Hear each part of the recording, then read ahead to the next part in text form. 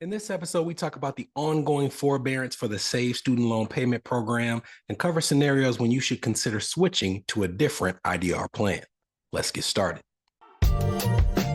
Are your student loan payments or loan balances a major obstacle in your financial life? Then tune in and let's escape student loan debt. Hello, my name is Brenton Harrison of Escape Student Loan Debt and your host for the Escape Student Loan Debt podcast. In this episode, we want to talk about the ongoing forbearance that we've seen for the SAVE student loan program. And we've talked about the fact that this is something that, in my opinion, is not going to be resolved in the next month or two. I can easily see this stretch into midway of 2025 or even later before we have some type of resolution.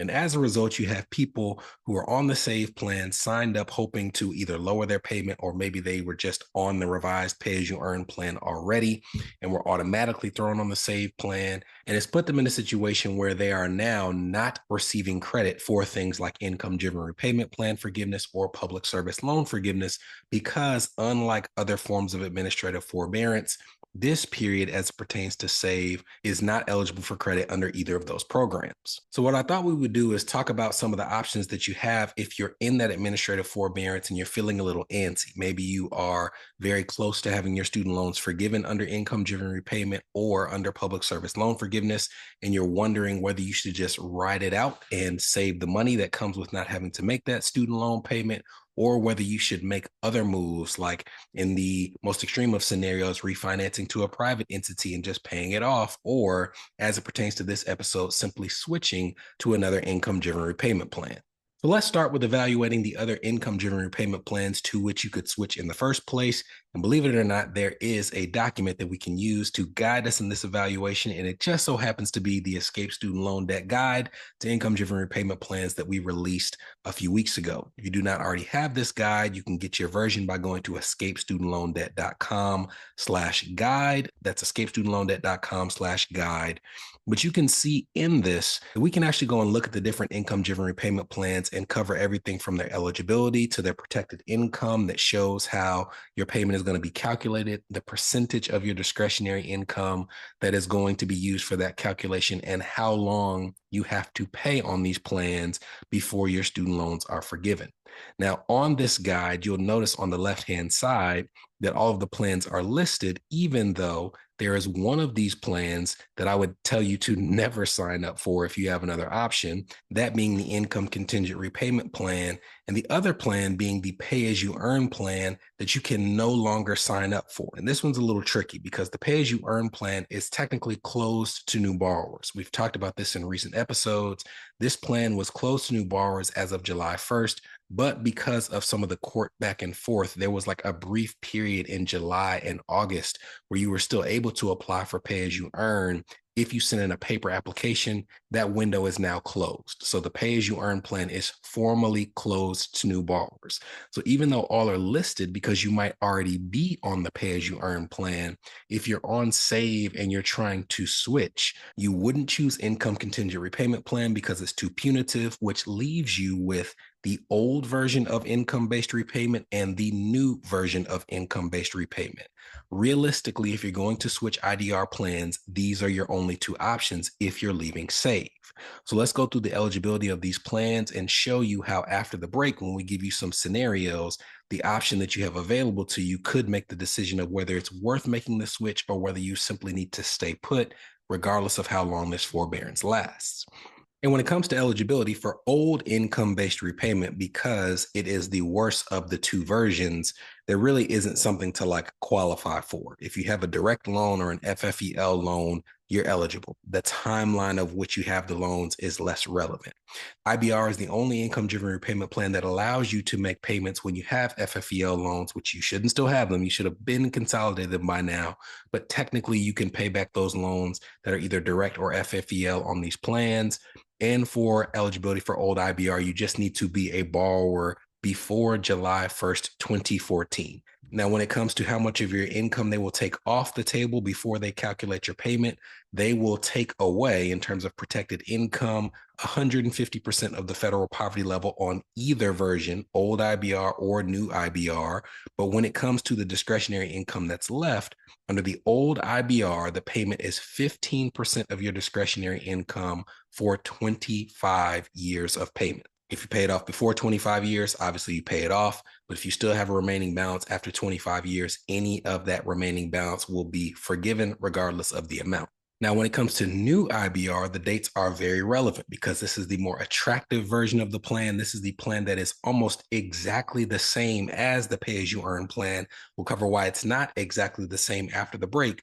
But with new IBR plan, that date of July 1st, 2014 is very relevant because with new IBR, you can still pay direct or FFEL loans, but you're only eligible for this version if you are a new borrower on or after July 1st, 2014.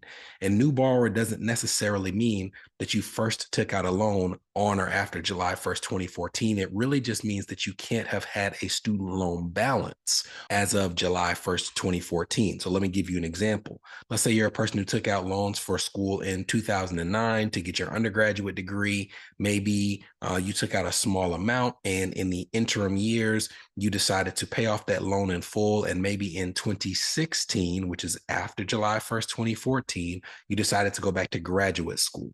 Well, as long as you had paid off that loan that you took out by July 1st, 2014, you are still considered a new borrower when it comes to new IBR because you did not have an existing student loan balance as of July 1st, 2014. So it's not just those who are young. Obviously, if you didn't even start school till after 2014, you're relatively young. It could also be an older borrower who had paid off a prior loan before this date. Now, the calculation of discretionary income on new IBR, as we said, is the exact same. They remove 150% of your federal poverty level, but instead of you paying 15% of your discretionary income towards your loans, it is 10%. And instead of paying for 25 years until forgiveness, it is 20 years. And yes, if you're hearing that, those are the exact same terms as the pay-as-you-earn plan. So while the pay-as-you-earn plan is closed, new IBR represents an option where the payment calculation is exactly the same and the length of time for which you have to pay your loans is exactly the same as well. But even though it's exactly the same, remember that the purpose of this episode is not to compare new or old IBR to pay-as-you-earn. It's to compare these options to the SAVE plan to figure out if they're worth switching from SAVE onto these options. So let's look at an example before the break, and then after the break, we'll talk about some different versions of this scenario where a person might consider switching versus staying on SAVE.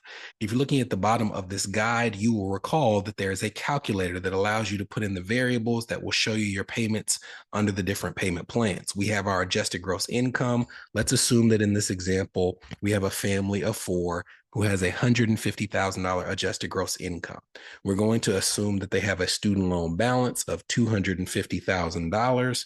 As I said, it's a family of 4, and let's assume that their loan interest rate is 6.5%. Looking at that calculator, you will see that as we put in the variables, each option pops up and will change accordingly for the different income-driven repayment plans.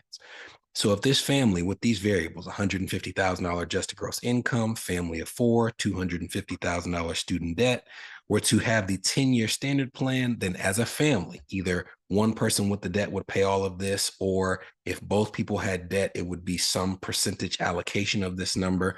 The 10-year standard plan would cost $2,838 a month to pay off this debt in 10 years. That's $250,000 of debt. The old income-based repayment plan would be $1,290 a month. That would be the total household payment. The pay-as-you-earn or the new income-based repayment plan would be $860 a month. And the SAVE plan for grad only, that's the only one we're going to consider because The 5% option for undergrad only has been struck down by the courts to this point in time. But the option for grad only, 10% of discretionary income as calculated under SAVE, would be $665.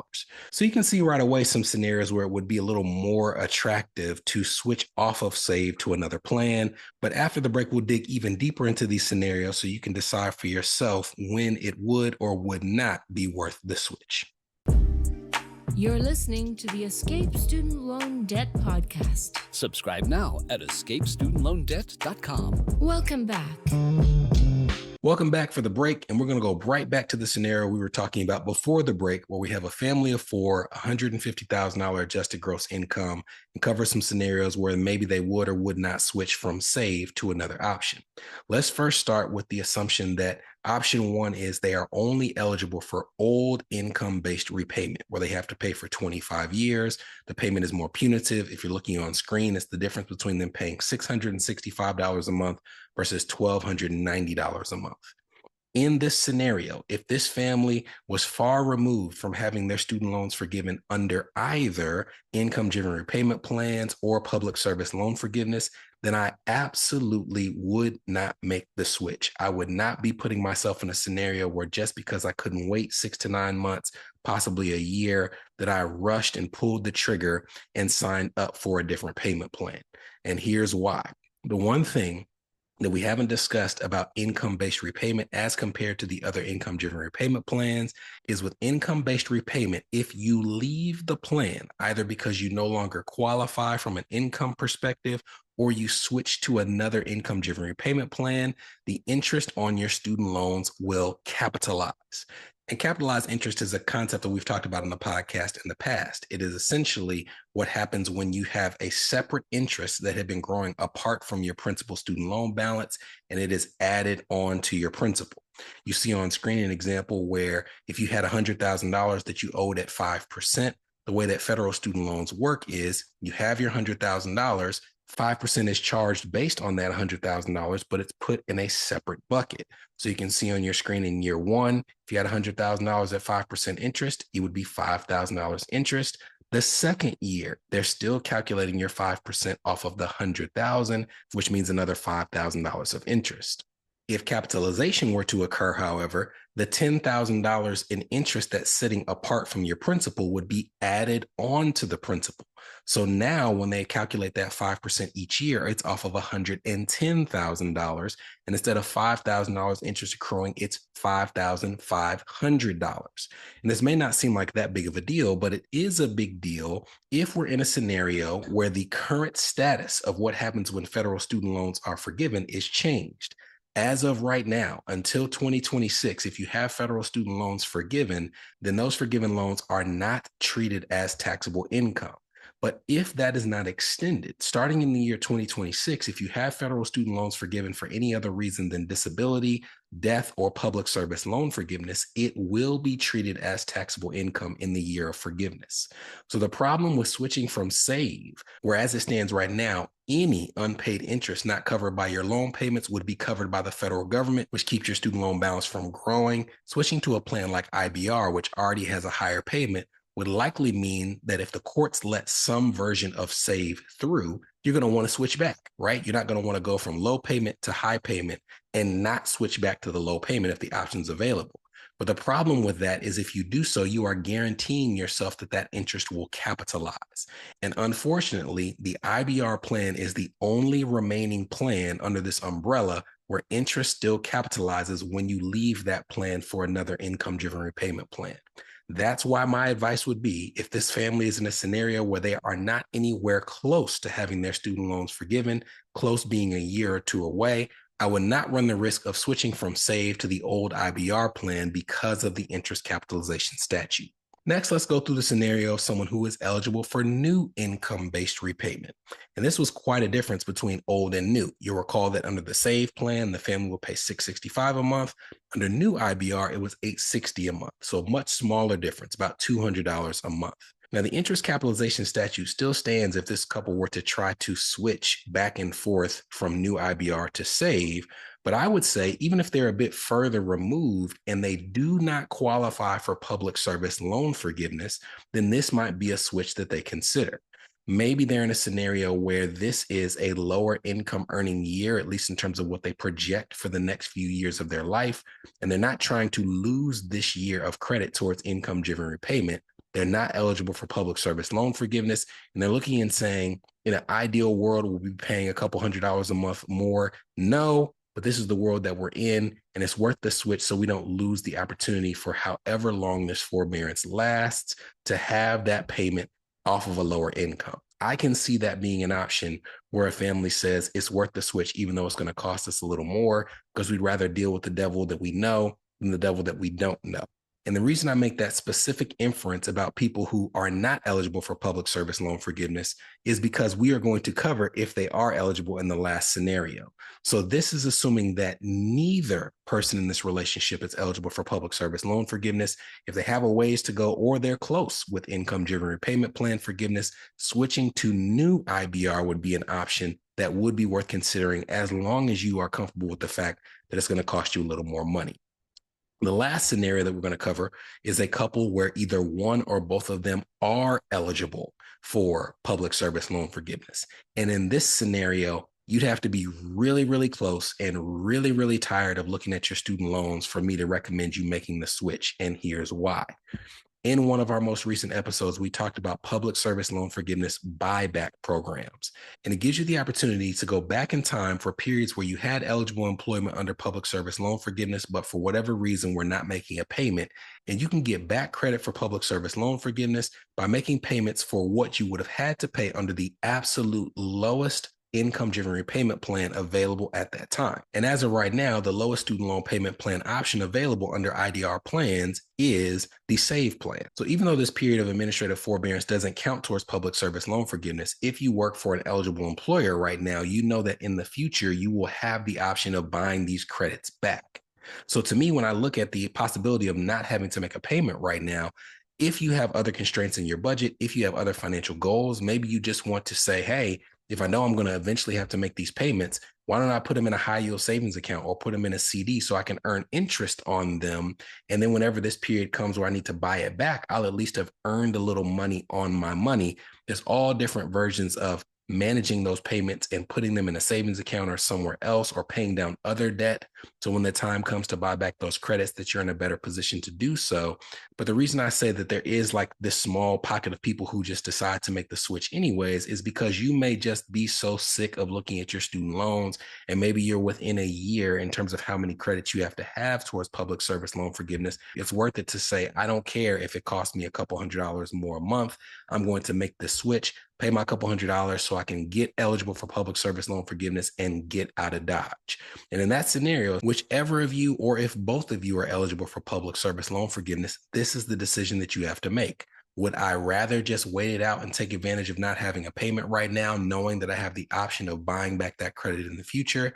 Or do I really just want to get finished with this as quickly as possible? And I can understand either scenario. As a matter of fact, if it were me, I probably would be the type of person who is so sick of looking at that student loan statement that it would be worth a couple extra $100 a month more for me to just have it done and have it through. But whatever's right for you is right for you. Finance is not as simple as the math. There's a lot of emotion behind it. And when it comes to student loans, you can get really, really emotional.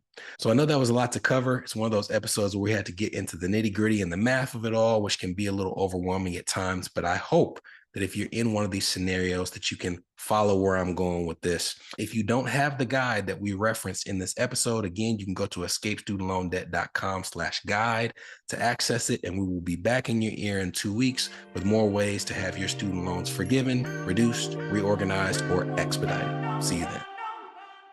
From Escape Student Loan Debt, this was the Escape Student Loan Debt Podcast, a show for established professionals whose student loan payments or loan balances are impacting their marriage, their business, their credit, or their dream of achieving homeownership.